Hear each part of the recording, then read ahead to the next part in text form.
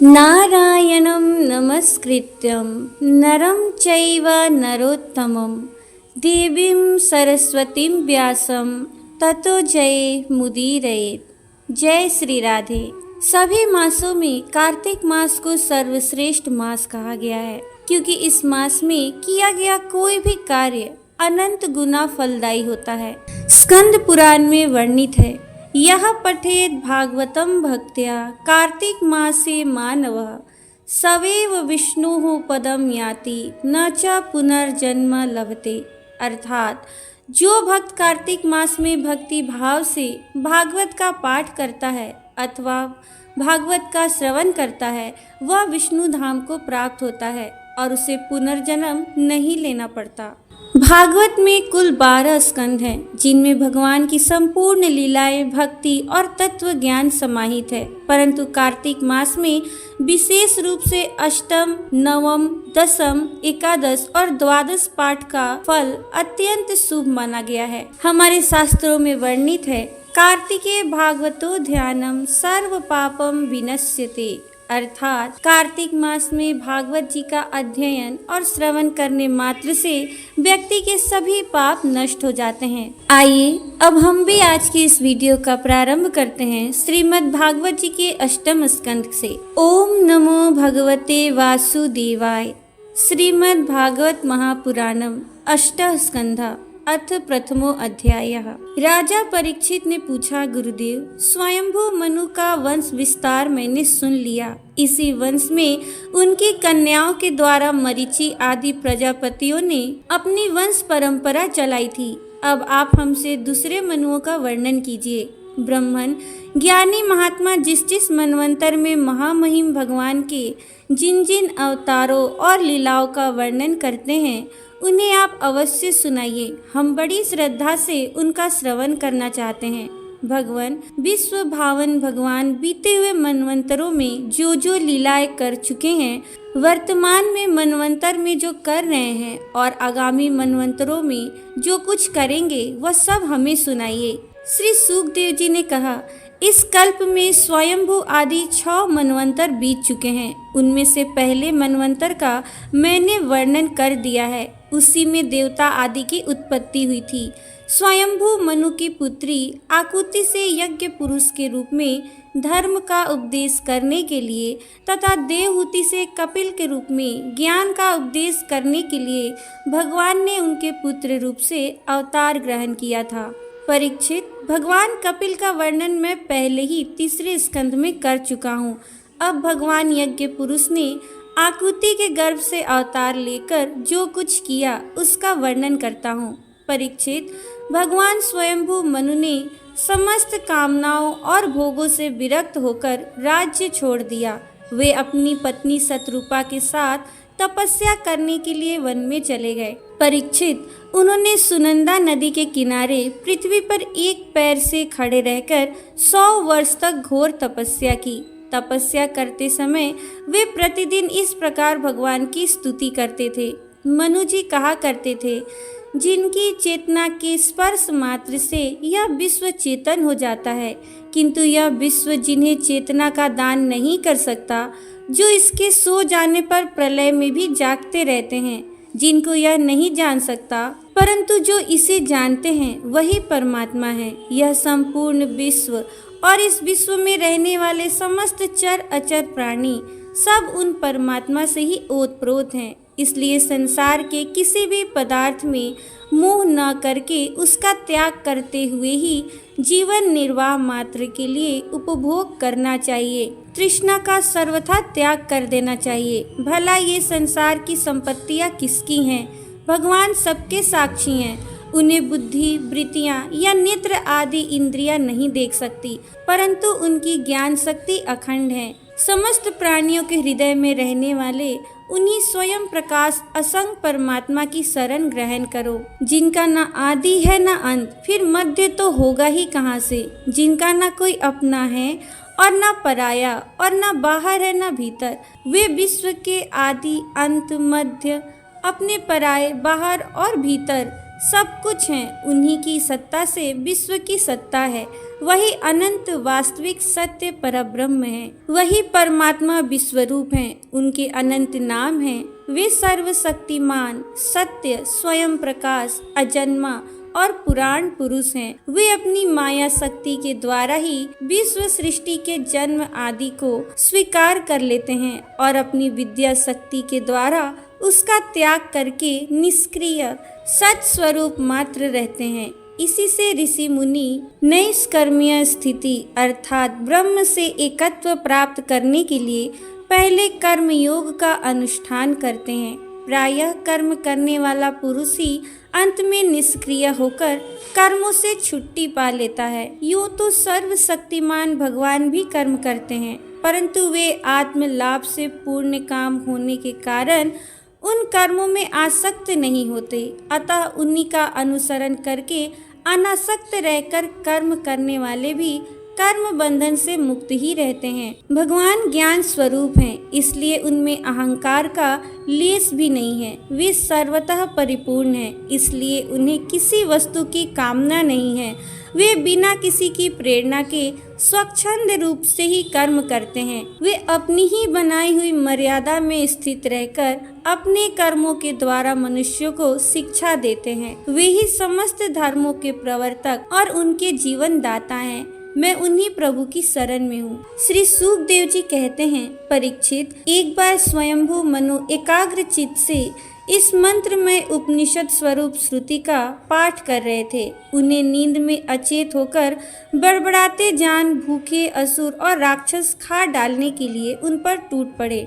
यह देखकर अंतर्यामी भगवान यज्ञ पुरुष अपने पुत्र याम नामक देवताओं के साथ वहां आए। उन्होंने उन खा डालने के निश्चय से आए हुए असुरों का संहार कर डाला और फिर वे इंद्र के पद पर प्रतिष्ठित होकर स्वर्ग का शासन करने लगे। परीक्षित, दूसरे मनु हुए स्वारोचिस। वे अग्नि के पुत्र थे। उनके पुत्रों के नाम थे द्युमान, सुषेण और रोचिस्मान आदि। उस मनवंतर में इंद्र का नाम था रोचन। प्रधान देवगण थे तुषित आदि। ऊर्जस स्तंभ आदि वेदवादी गण सप्तर्षि थे। उस मनवंतर में वेदशिरा नाम के ऋषि की पत्नी तुषिता थी। उनके गर्भ से भगवान ने अवतार ग्रहण किया और विभु नाम से प्रसिद्ध हुए। वे आजीवन नैष्टिक ब्रह्मचारी रहे। उन्हीं के आचरण से शिक्षा ग्रहण करके 88,000 व्रतनिष्ठ ऋषियों ने भी ब्रह्मचर्य व्रत का पालन किया। तीसरे मनु थे उत्तम। वे प्रियव्रत के पुत्र थे। उनके पुत्रों के नाम थे पवन, सृंजय, यज्ञहोत्र आदि। उस मनवंतर में वशिष्ठ जी के प्रमद आदि 7 पुत्र सप्तर्षि थे। सत्य, वेदश्रुत और भद्र नामक देवताओं के प्रधान गण थे और इंद्र का नाम था सत्यजीत। उस समय धर्म की पत्नी सुनीता के गर्भ से पुरुषोत्तम भगवान ने सत्यसेन के नाम से अवतार ग्रहण किया था। उनके साथ सत्यव्रत नाम के देवगण भी थे। उस समय के इंद्र सत्यजीत के सखा बनकर भगवान ने असत्य परायण, दुशील और दुष्ट यक्षों, राक्षसों एवं जीवद्रोही भूतगणों का संहार किया। चौथे मनु का नाम था तामस। वे तीसरे मनु उत्तम के सगे भाई थे। उनके पृथु, ख्याति, नर, केतु इत्यादि 10 पुत्र थे। सत्यक, हरि और वीर नामक देवताओं के प्रधान गण थे। इंद्र का नाम था त्रिशिक। उस मनवंतर में ज्योतिर्धाम आदि सप्तर्षि थे। परीक्षित, उस तामस नाम के मनवंतर में विधृति के पुत्र वैधृति नाम के और भी देवता हुए। उन्होंने समय के फेर से नष्ट प्राय वेदों को अपनी शक्ति से बचाया था, इसलिए वे वैधृति कहलाए। इस मनवंतर में हरि मेधा ऋषि की पत्नी हरिणी के गर्भ से हरि के रूप में भगवान ने अवतार ग्रहण किया। इसी अवतार में उन्होंने ग्राह से गजेंद्र की रक्षा की थी। राजा परीक्षित ने पूछा, मुनिवर, हम आपसे यह सुनना चाहते हैं कि भगवान ने गजेंद्र को ग्राह के फंदे से कैसे छुड़ाया था। सब कथाओं में वही कथा परम पुण्यमय, प्रशंसनीय, मंगलकारी और शुभ है, जिसमें महात्माओं के द्वारा गान किए हुए भगवान श्री हरि के पवित्र यश का वर्णन रहता है। सूत जी कहते हैं, सनकादि ऋषियों, राजा परीक्षित आमरण अनशन करके कथा सुनने के लिए ही बैठे हुए थे। उन्होंने जब श्री सुखदेव जी महाराज को इस प्रकार कथा कहने के लिए प्रेरित किया तब वे बड़े आनंदित हुए और प्रेम से परीक्षित का अभिनंदन करके मुनियों की भरी सभा में कहने लगे। इति श्रीमद् भागवते महापुराणे पारमहंस्यां संहितायां अष्टम स्कंधे मन्वन्तरानुचरिते प्रथमो अध्यायः। प्रेम से बोलिए श्री हरि नारायण की जय, श्री सूत जी महाराज की जय, श्री सुकाचार्य महाराज की जय। अब आइए हम दूसरे अध्याय का प्रारंभ करते हैं। हम अष्टम स्कंद के दूसरे अध्याय का प्रारंभ करते हैं। ग्राह के द्वारा गजेंद्र का पकड़ा जाना। श्री सुखदेव जी ने कहा, परीक्षित, क्षीर सागर में त्रिकुट नाम का एक प्रसिद्ध सुंदर एवं श्रेष्ठ पर्वत था। वह 10,000 योजन ऊंचा था। उसकी लंबाई चौड़ाई भी चारों ओर इतनी ही थी। उसके चांदी, लोहे और सोने के 3 शिखरों की छटा से समुद्र, दिशाएं और आकाश जगमगाते रहते थे। और भी उसके कितने ही शिखर ऐसे थे जो रत्नों और धातुओं की रंग बिरंगी छटा दिखाते हुए सब दिशाओं को प्रकाशित कर रहे थे। उनमें विविध जाति के वृक्ष, लताएं और झाड़ियां थी। झरनों की झरझर से वह गुंजायमान होता रहता था। सब ओर से समुद्र की लहरें आकर उस पर्वत के निचले भाग से टकराती। उस समय ऐसा जान पड़ता मानो वे पर्वत राज के पांव पखार रही हो। उस पर्वत के हरे पन्ने के पत्थरों से वहां की भूमि ऐसी सांवली हो गई थी जैसे उस पर हरी भरी दूब लग रही हो। उसकी कंदराओं में सिद्ध, चारण, गंधर्व, विद्याधर, नाग, किन्नर और अप्सराएं आदि विहार करने के लिए प्रायः बने ही रहते थे।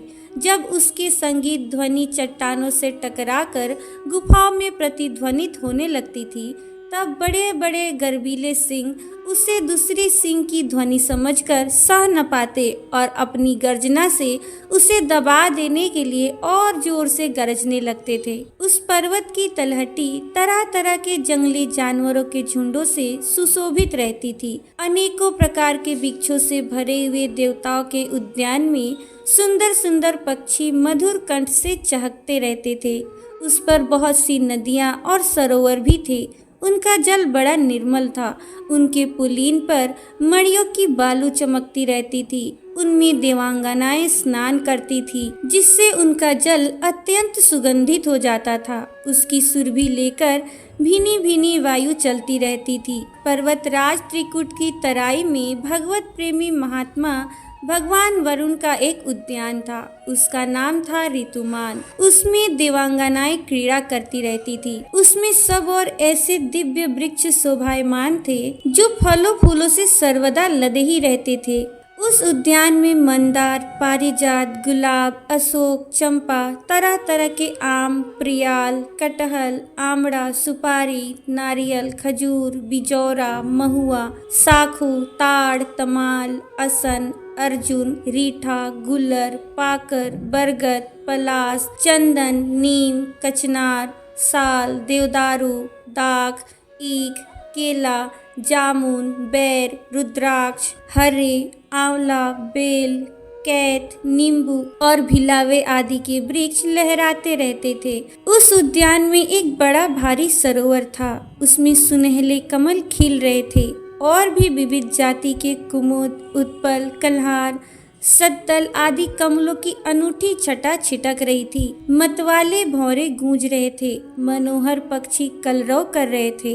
हंस, कारंडव, चक्रवाक और सारस दल के दल भरे हुए थे। पनडुब्बी, बतख और पपीहे कूंज रहे थे। मछली और कछुओं के चलने से कमल के फूल हिल जाते थे, जिससे उनका पराग झड़कर जल को सुंदर और सुगंधित बना देता था। कदम, बेत, नरकुल, कदम्बलता, बेन आदि वृक्षों से वह घिरा रहता था। कुंद, कुर्बक, कटसरैया, अशोक, सीरस, वन मल्लिका, लिसौड़ा, हरसिंगार, सोनजूही, नाग, पुन्नाग, जाति, मल्लिका, सतपत्र, माधवी और मोगरा आदि सुंदर सुंदर पुष्प वृक्ष एवं तट के दूसरे वृक्षों से भी जो प्रत्येक ऋतु में हरे भरे रहते थे, वह सरोवर शोभायमान रहता था। उस पर्वत के घोर जंगल में बहुत सी हथनियों के साथ एक गजेंद्र निवास करता था।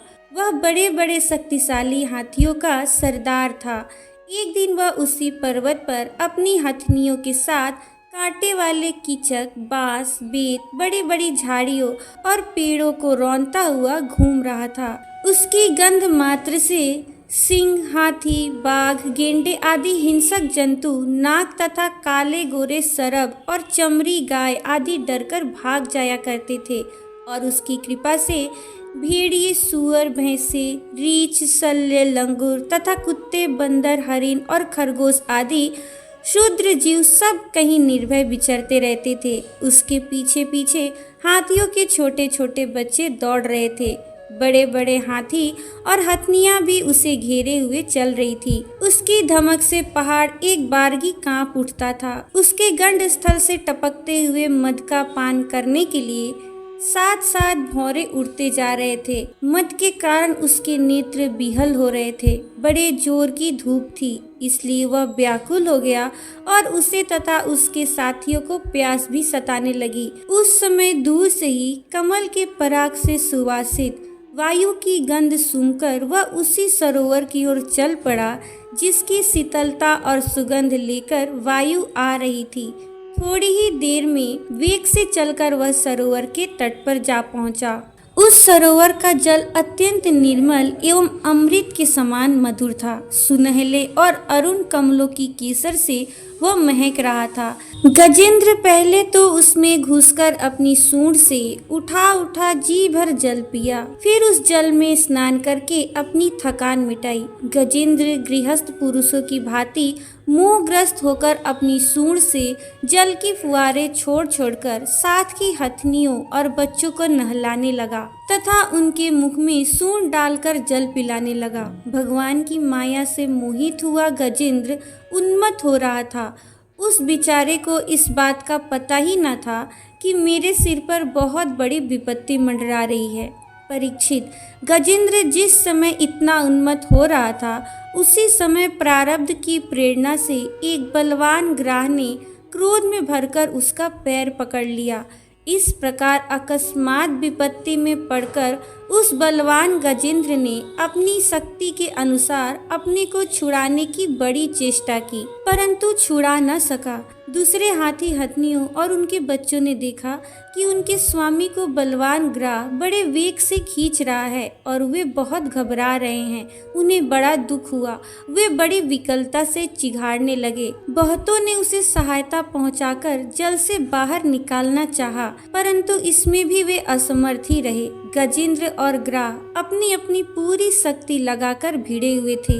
कभी गजेंद्र ग्राह को बाहर खींच लाता तो कभी ग्राह गजेंद्र को भीतर खींच ले जाता। परीक्षित, इस प्रकार उनको लड़ते लड़ते 1000 वर्ष बीत गए और दोनों ही जीते रहे। यह घटना देखकर देवता भी आश्चर्यचकित हो गए। अंत में बहुत दिनों तक बार बार जल में खींचे जाने से गजेंद्र का शरीर शिथिल पड़ गया। न तो उसके शरीर में बल रह गया और न मन में उत्साह। शक्ति भी क्षीण हो गई। इधर ग्राह तो जलचर ही ठहरा, इसलिए उसकी शक्ति क्षीण होने के स्थान पर बढ़ गई। वह बड़े उत्साह से और भी बल लगाकर गजेंद्र को खींचने लगा। इस प्रकार देहाभिमानी गजेंद्र अकस्मात प्राण संकट में पड़ गया और अपने को छुड़ाने में सर्वथा असमर्थ हो गया। बहुत देर तक उसने अपने छुटकारे के उपाय पर विचार किया। अंत में वह इस निश्चय पर पहुंचा, यह ग्राह विधाता की फांसी ही है। इसमें फंसकर मैं आतुर हो रहा हूँ। जब मुझे मेरे बराबर के हाथी भी इस विपत्ति से न उबार सके, तब ये बिचारी हथनियां तो छुड़ा ही कैसे सकती हैं। इसलिए अब मैं संपूर्ण विश्व के एकमात्र आश्रय भगवान की ही शरण लेता हूँ। काल बड़ा बली है। यह सांप के समान बड़े प्रचंड वेग से सबको निगल जाने के लिए दौड़ता ही रहता है। इससे अत्यंत भयभीत होकर जो कोई भगवान की शरण में चला जाता है, उसे वे प्रभु अवश्य अवश्य बचा लेते हैं। उनके भय से भीत होकर मृत्यु भी अपना काम ठीक ठीक पूरा करता है। वही प्रभु सबके आश्रय हैं। मैं उन्हीं की शरण ग्रहण करता हूँ। इति श्रीमद्भागवते महापुराणे पारमहंस्यां संहितायां अष्टम स्कंदे मन्वन्तरनुवर्णे गजेंद्रोपाख्याने 2य अध्यायः। प्रेम से बोलिए श्री हरि नारायण की जय। श्री राधा वल्लभ लाल की जय। आइए अब हम तीसरे अध्याय का श्रवण करेंगे, गजेंद्र के द्वारा भगवान की स्तुति और उसका संकट से मुक्त होना। श्री सुखदेव जी कहते हैं, परीक्षित, अपनी बुद्धि से ऐसा निश्चय करके गजेंद्र ने अपने मन को हृदय में एकाग्र किया और फिर पूर्व जन्म में सीखे हुए श्रेष्ठ स्तोत्र के जप द्वारा भगवान की स्तुति करने लगा। गजेंद्र ने कहा, जो जगत के मूल कारण है और सबके हृदय में पुरुष के रूप में विराजमान है एवं समस्त जगत के एकमात्र स्वामी हैं, जिनके कारण इस संसार में चेतना का विस्तार होता है, उन भगवान को मैं नमस्कार करता हूँ, प्रेम से उनका ध्यान करता हूँ। यह संसार उन्हीं में स्थित है, उन्हीं की सत्ता से प्रतीत हो रहा है, वही इसमें व्याप्त हो रहे हैं और स्वयं वे ही इसके रूप में प्रकट हो रहे हैं। यह सब होने पर भी वे इस संसार और इसके कारण प्रकृति से सर्वथा परे हैं। उन स्वयं प्रकाश, स्वयं सिद्ध सतात्मक भगवान की मैं शरण ग्रहण करता हूँ। यह विश्व प्रपंच उन्हीं की माया से उन्हीं में अध्यस्त है। यह कभी प्रतीत होता है तो कभी नहीं, परंतु उनकी दृष्टि ज्यों की त्यों एक सी रहती है। वे इसके साक्षी हैं और उन दोनों को ही देखते रहते हैं। वे सबके मूल हैं और अपने मूल भी वही हैं। कोई दूसरा उनका कारण नहीं है। वही समस्त कार्य और कारणों से अतीत प्रभु मेरी रक्षा करे। प्रलय के समय लोकपाल और इन सब के कारण संपूर्ण रूप से नष्ट हो जाते हैं। उस समय केवल अत्यंत घना और गहरा अंधकार ही अंधकार रहता है, परंतु अनंत परमात्मा उससे सर्वथा परे विराजमान रहते हैं। वे ही प्रभु मेरी रक्षा करे। उनकी लीलाओं का रहस्य जानना बहुत ही कठिन है। वे नट की भांति अनेकों वेश धारण करते हैं। उनके वास्तविक स्वरूप को न तो देवता जानते हैं और न ऋषि ही। फिर दूसरा ऐसा कौन प्राणी है जो वहां तक जा सके और उसका वर्णन कर सके। वे प्रभु मेरी रक्षा करे, जिनके परम मंगलमय स्वरूप का दर्शन करने के लिए महात्मा गण संसार की समस्त आसक्तियों का परित्याग कर देते हैं और वन में जाकर अखंड भाव से ब्रह्मचर्य आदि अलौकिक व्रतों का पालन करते हैं तथा अपने आत्मा तो सबके हृदय में विराजमान देखकर स्वाभाविक ही सबकी भलाई करते हैं। वे ही मुनियों के सर्वस्व भगवान मेरे सहायक हैं। वे ही मेरी गति हैं। न उनके जन्म कर्म हैं और न नाम रूप। फिर उनके संबंध में गुण और दोष की तो कल्पना ही कैसे की जा सकती है। फिर भी विश्व की सृष्टि और संहार करने के लिए समय समय पर वे उन्हें अपनी माया से स्वीकार करते हैं। उन्हीं अनंत शक्तिमान सर्वेश्वरमय परब्रह्म परमात्मा को मैं नमस्कार करता हूँ। वे अरूप होने पर भी बहुरूप हैं। उनके कर्म अत्यंत आश्चर्यमय हैं। मैं उनके चरणों में नमस्कार करता हूँ। स्वयं प्रकाश सबके साक्षी परमात्मा को मैं नमस्कार करता हूँ।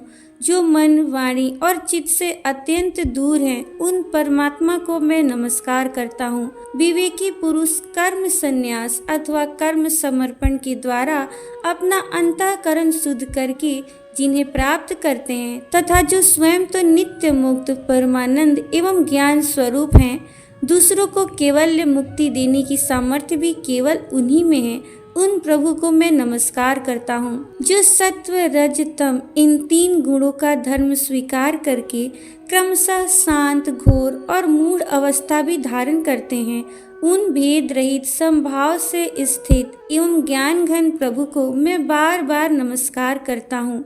आप सबके स्वामी, समस्त क्षेत्रों के एकमात्र ज्ञाता एवं सर्व साक्षी हैं। आपको मैं नमस्कार करता हूँ। आप स्वयं ही अपने कारण हैं। पुरुष और मूल प्रकृति के रूप में भी आप ही हैं।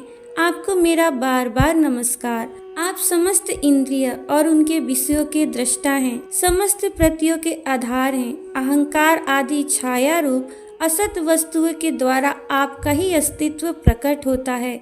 समस्त वस्तुओं की सत्ता के रूप में भी केवल आप ही भास रहे हैं। मैं आपको नमस्कार करता हूँ। आप सबके मूल कारण हैं। आपका कोई कारण नहीं है तथा कारण होने पर भी आप में विकार या परिणाम नहीं होता, इसलिए आप अनोखे कारण हैं। आपको मेरा बार बार नमस्कार। जैसे समस्त नदी, झरने आदि का परम आश्रय समुद्र है, वैसे ही आप समस्त वेद और शास्त्रों के परम तात्पर्य हैं। आप मोक्ष स्वरूप हैं और समस्त संत आपकी ही शरण ग्रहण करते हैं, अतः आपको मैं नमस्कार करता हूँ। जैसे यज्ञ के काष्ठ अग्नि में अग्नि गुप्त रहती है, वैसे ही आपने अपने ज्ञान को गुणों की माया से ढक रखा है। गुणों में क्षोभ होने पर उनके द्वारा विविध प्रकार की सृष्टि रचना का आप संकल्प करते हैं। जो लोग कर्म संन्यास अथवा कर्म समर्पण के द्वारा आत्म तत्व की भावना करके वेद शास्त्रों से ऊपर उठ जाते हैं, उनके आत्मा के रूप में आप स्वयं ही प्रकाशित हो जाते हैं। आपको मैं नमस्कार करता हूँ। जैसे कोई दयालु पुरुष फंदे में पड़े हुए पशु का बंधन काट दे, वैसे ही आप मेरे जैसे शरणागतों की फांसी काट देते हैं। आप नित्य मुक्त हैं, परम करुणामय हैं और भक्तों का कल्याण करने में आप कभी आलस्य नहीं करते। आपके चरणों में मेरा नमस्कार है। समस्त प्राणियों के हृदय में अपने अंश के द्वारा अंतरात्मा के रूप में आप उपलब्ध रहते हैं। आप सर्व ऐश्वर्य पूर्ण एवं अनंत हैं। आपको मैं नमस्कार करता हूँ। जो लोग शरीर, पुत्र, गुरुजन, गृह, संपत्ति और स्वजनों में आसक्त हैं, उन्हें आपकी प्राप्ति अत्यंत कठिन है, क्योंकि आप स्वयं गुणों की आसक्ति से रहित हैं। जीवन मुक्त पुरुष अपने हृदय में आपका निरंतर चिंतन करते रहते हैं। उन सर्व ऐश्वर्य पूर्ण ज्ञान स्वरूप भगवान को मैं नमस्कार करता हूँ। धर्म, अर्थ, काम और मोक्ष की कामना से मनुष्य उन्हीं का भजन करके अपनी अभीष्ट वस्तु प्राप्त कर लेते हैं। इतना ही नहीं, वे उनको सभी प्रकार का सुख देते हैं और अपने ही जैसा अविनाशी पार्षद शरीर भी देते हैं। वही परम दयालु प्रभु मेरा उद्धार करे। जिनके अनन्य प्रेमी भक्तजन उन्हीं की शरण में रहते हुए उनसे किसी भी वस्तु की, यहाँ तक कि मोक्ष की भी अभिलाषा नहीं करते, केवल उनकी परम दिव्य मंगलमयी लीलाओं का गान करते हुए आनंद के समुद्र में निमग्न रहते हैं।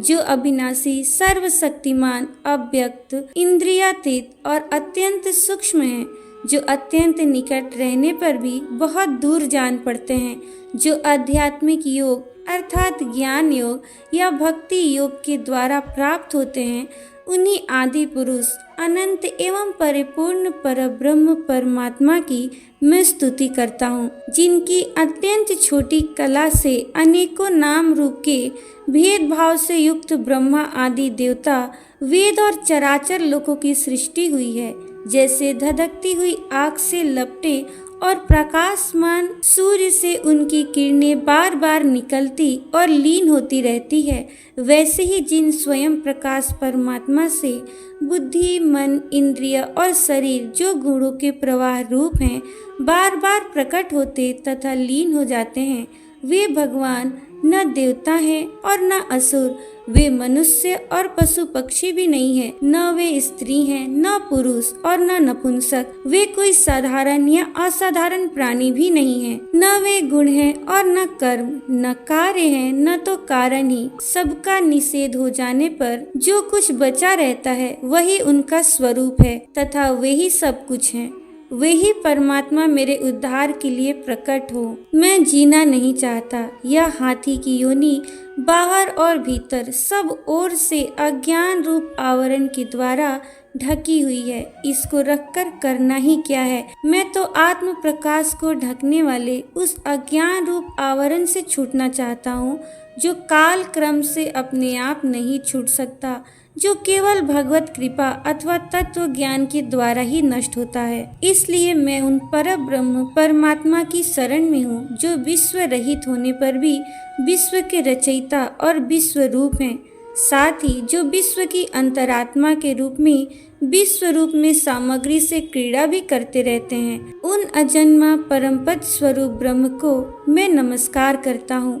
योगी लोग योग के द्वारा कर्म, कर्म वासना और कर्म फल को भस्म करके अपने योग शुद्ध हृदय में जिन योगेश्वर भगवान का साक्षात्कार करते हैं, उन प्रभु को मैं नमस्कार करता हूँ। प्रभु, आपकी 3 शक्तियों सत्व, रज और तम रागादि वेग असह्य हैं। समस्त इंद्रियों और मन के विषयों के रूप में भी आप ही प्रतीत हो रहे हैं। इसलिए जिनकी इंद्रियां वश में नहीं है, वे तो आपकी प्राप्ति का मार्ग भी नहीं पा सकते। आपकी शक्ति अनंत है।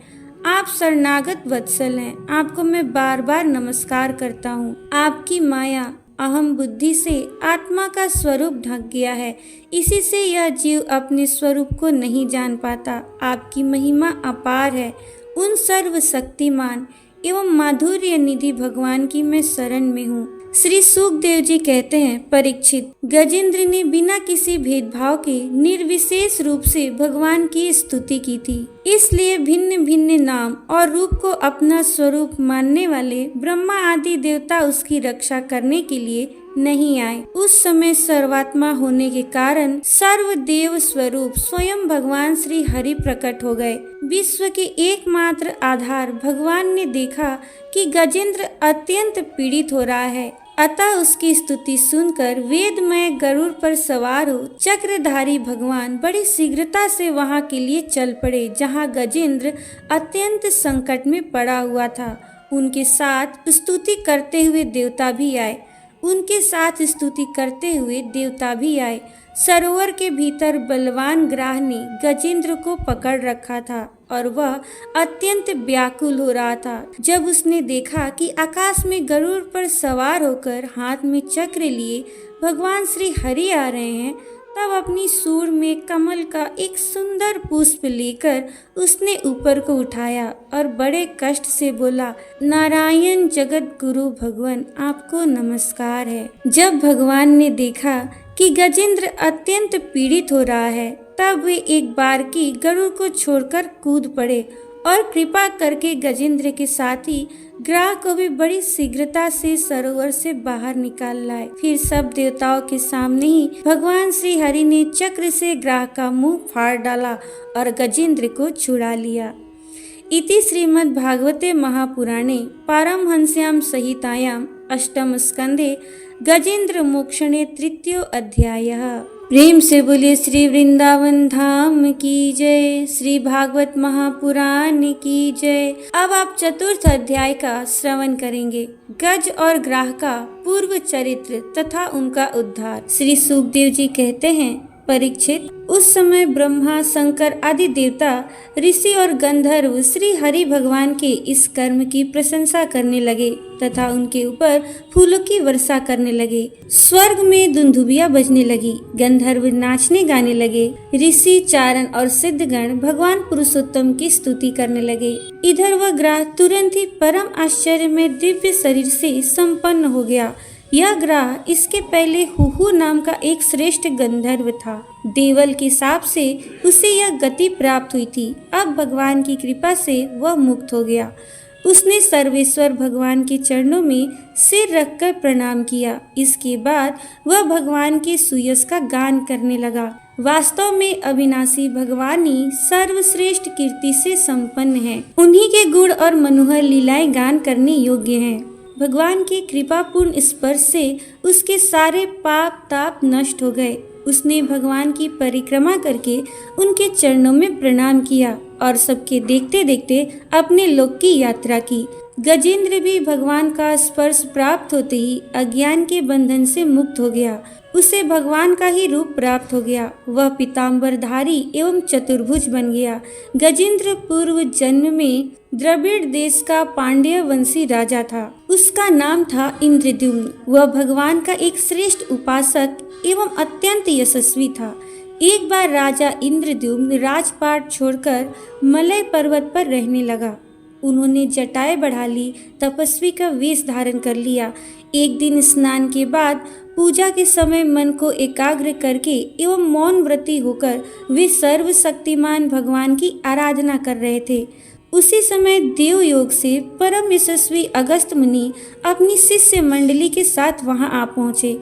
उन्होंने देखा कि यह प्रजा पालन और गृहस्थोचित अतिथि सेवा आदि धर्म का परित्याग करके तपस्वियों की तरह एकांत में चुपचाप बैठकर उपासना कर रहा है। इसलिए वे राजा इंद्रद्युम्न से क्रुद्ध हो गए। उन्होंने राजा को यह शाप दिया। इस राजा ने गुरुजनों से शिक्षा नहीं ग्रहण की है, अभिमान बस परोपकार से निवृत्त होकर मनमानी कर रहा है। ब्राह्मणों का अपमान करने वाला यह हाथी के समान जड़ बुद्धि है, इसलिए इसे वही घोर अज्ञानमयी हाथी की योनि प्राप्त हो। श्री सुखदेव जी कहते हैं, परीक्षित, शाप एवं वरदान देने में समर्थ अगस्त्य ऋषि इस प्रकार शाप देकर अपनी शिष्य मंडली के साथ वहां से चले गए। राजर्षि इंद्रद्युम्न ने यह समझकर संतोष किया कि यह मेरा प्रारब्ध ही था। इसके बाद आत्मा की विस्मृति करा देने वाली हाथी की योनि उन्हें प्राप्त हुई। परंतु भगवान की आराधना का ऐसा प्रभाव है कि हाथी होने पर भी उन्हें भगवान की स्मृति हो ही गई। भगवान श्री हरि ने इस प्रकार गजेंद्र का उद्धार करके उसे अपना पार्षद बना लिया। गंधर्व सिद्ध देवता उनकी इस प्रकार गान करने लगे और वे पार्षद रूप गजेंद्र को साथ ले गरुड़ पर सवार होकर अपने अलौकिक धाम को चले गए। कुरुवंश शिरोमणि परीक्षित, मैंने भगवान श्री कृष्ण की महिमा तथा गजेंद्र के उद्धार की कथा तुम्हें सुना दी। यह प्रसंग सुनने वालों के कलिमल और दुस्वप्नों को मिटाने वाला एवं यश, उन्नति और स्वर्ग देने वाला है।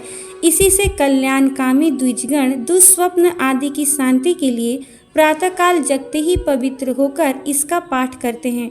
परीक्षित, गजेंद्र की स्तुति से प्रसन्न होकर सर्वव्यापक एवं सर्वभूत स्वरूप श्री हरि भगवान ने सब लोगों के सामने ही उसे यह बात कही थी। श्री भगवान ने कहा, जो लोग रात के पिछले पहर में उठकर इंद्रिय निग्रह पूर्वक एकाग्र चित्त से मेरा, तेरा तथा इस सरोवर, पर्वत एवं कंदरा, वन, वेद, कीचक और बांस के झुरमुट, यहाँ के दिव्य वृक्ष तथा पर्वत शिखर, मेरे ब्रह्मा जी और शिव जी के निवास स्थान, मेरे प्यारे धाम क्षीर सागर, प्रकाशमय श्वेत द्वीप, श्रीवत्स, कौस्तुभ मणि, वनमाला, मेरी कौमुदगी गदा, सुदर्शन चक्र, पांचजन्य शंख, पक्षी राज गरुड़, मेरे सूक्ष्म कला स्वरूप शेष जी, मेरे आश्रय में रहने वाली लक्ष्मी देवी, ब्रह्मा जी, देवर्षि नारद, शंकर जी तथा भक्त राज प्रहलाद, मत्स्य, कच्छप, वराह आदि अवतारों में किए हुए मेरे अनंत पुण्यमय चरित्र, सूर्य, चंद्रमा, अग्नि, ओंकार, सत्य, मूल प्रकृति, गौ, ब्राह्मण, अविनाशी सनातन धर्म, सोम, कश्यप और धर्म की पत्नी दक्ष कन्याएं, गंगा, सरस्वती, अलकनंदा, यमुना, एरावत, हाथी, भक्त शिरोमणि ध्रुव, 7 ब्रह्मर्षि और पवित्र कीर्ति, नल, युधिष्ठिर, जनक आदि महापुरुषों का स्मरण करते हैं, वे समस्त पापों से छूट जाते हैं, क्योंकि वे सब के सब मेरे ही रूप हैं। प्यारे गजेंद्र, जो लोग ब्रह्म मुहूर्त में जागकर तुम्हारी की हुई स्तुति से मेरा स्तवन करेंगे, मृत्यु के समय उन्हें मैं निर्मल बुद्धि का दान करूंगा। श्री सुखदेव जी कहते हैं, परीक्षित, भगवान श्री कृष्ण ने ऐसा कहकर देवताओं को आनंदित करते हुए अपना श्रेष्ठ शंख बजाया और गरुड़ पर सवार हो गए। इति श्रीमद् भागवते महापुराणे परमहंस्यां संहितायां अष्टम स्कंदे गजेंद्र मोक्षणम नाम चतुर्थो अध्यायः। प्रेम से बोलिए श्रीमद् भागवत महापुराण की जय, श्री वृंदावन धाम की जय।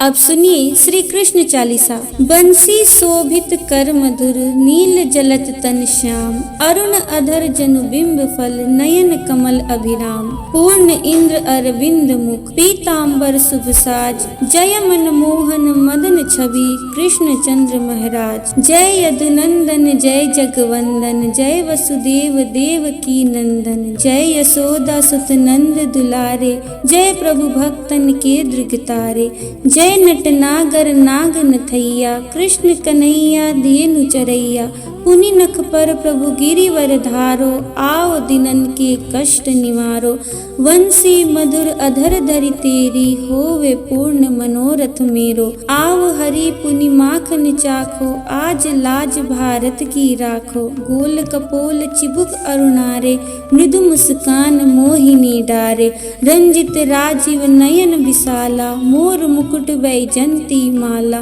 कुंडल श्रवण पिटपट आछे, कटि किंकरिका छन काछे, नील जलज सुंदर तनु सोहे, छवि लखि सुर नर मुनि मन मोहे, मस्तक तिलक अलक घुंघराले, आओ कृष्ण बांसुरी वाले, करि पय पान पुत नहीं तार्यो, अका बका कागा सुर मार्यो, मधुवन जलत अग्नि जब ज्वाला, भय शीतल लखि तहि नंद लाला, सुरपति जब ब्रज चढ़यो रिसाई, मसुर धार वारी वरसाई, लगत लगत ब्रज चहन बहायो, गोवर्धन नख धारी बचायो, लखी यशोदा मन भ्रम अधिकाई, मुख मह 14 भुवन दिखाई, दुष्ट कंस अति उधम मचायो, कोटि कमल जब फूल मंगायो, नाथी काल यही तब तुम लीन्हे, चरण चिन्ह दे निर्भय कीने, करि गोपिन संग रास विलासा, सबकी पूर्ण करि अभिलाषा,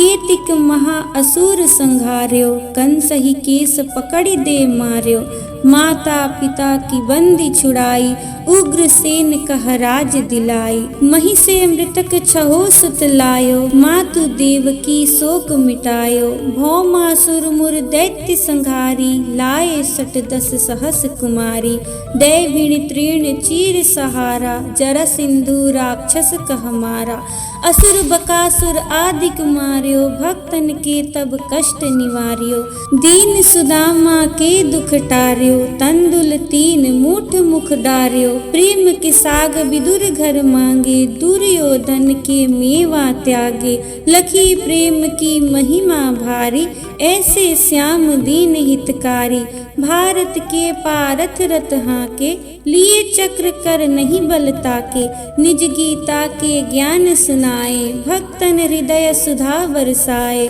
मीरा थी ऐसी मतवाली, विष पी गई बजा कर ताली, राणा भेजा सांप पिटारी, साली ग्राम बने बनवारी, निज माया तुम विधि दिखायो, उरते संशय सकल मिटायो, तब सत निंदा करी तत्काला, जीवन मुक्त भयो शिशुपाला, जब ही द्रौपदी टेर लगाई, दीनानाथ लाज अब जाई, तुरत ही वसन बने नंद लाला, बड़े चीर भय अरि मुह काला, असनाथ के नाथ कन्हैया, डूबत भवर बचावत नैया, सुंदर दास आस उरधारी, दया दृष्टि की जय बनवारी, नाथ सकल मम कुमति निवारो, क्षमहु बेगी अपराध हमारो, खोलो पट अब दर्शन दीजे, बोलो कृष्ण कन्हैया की जय, यह 40 कृष्ण का पाठ करे उरधारी, अष्ट सिद्धि नवनिधि फल, लहे पदार्थ चारी, हरे कृष्णा राधे कृष्णा। तो ये थी आज की वीडियो। अगर आपको ये वीडियो अच्छी लगी है तो वीडियो को लाइक शेयर और चैनल को सब्सक्राइब जरूर कर दीजिएगा। मिलूंगी मैं आपसे अपने अगले वीडियो में। जय श्री राधे।